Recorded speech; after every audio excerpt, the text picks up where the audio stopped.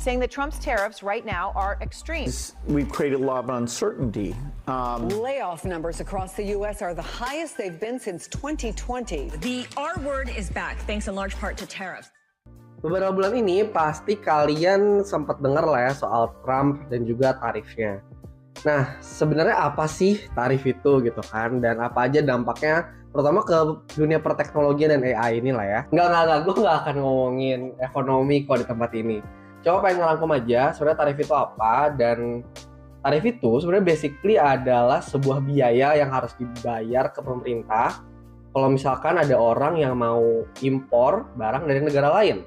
Bisa perusahaan, bisa emang literally orang gitu lah ya.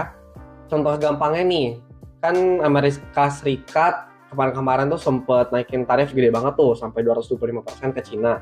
Misalkan ada orang Amerika Serikat mau beli kain yang harganya 100.000 ke produsen di Cina. Maka karena tarifnya itu 225%, maka si importer ini harus bayar 225.000 ke pemerintahan Amerika kalau misalkan mau import kain itu gitu kan. Nah, dampaknya apa? Karena cost atau biaya yang harus dikeluarin oleh si importer ini naik, maka kalau misalnya dia mau jual lagi ke tangan berikutnya, jatuhnya pasti bakal lebih mahal dong. Mungkin nggak exactly 225%, tapi jauh lebih mahal lah pokoknya gitu. Dan kalian tahu perusahaan besar apa yang bikin produk-produk mereka tuh di Cina dan dikirim balik ke Amerika Serikat? Ya, Apple.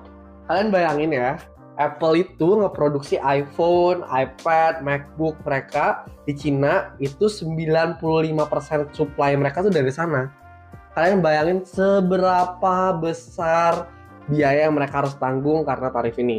Tim Cook, CEO dari Apple itu udah konfirmasi kalau misalkan dengan penambahan biaya tarif ini itu tuh mereka akan nambah cost atau biaya sebesar 900 juta US dollar. Atau kalau dirupiahin itu sekitar 14,8 triliun.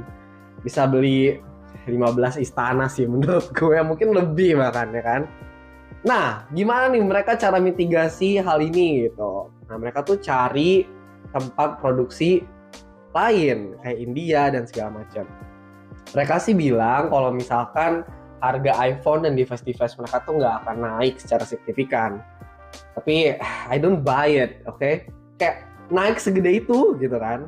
Ya to be fair, sekarang nih tarif dari Amerika Serikat dan Cina ini udah ketemu deal-dealan, diturunin semua ke 10% untuk sementara hanya 90 hari. Apakah menurut kalian akan stay? Menurut saya tidak.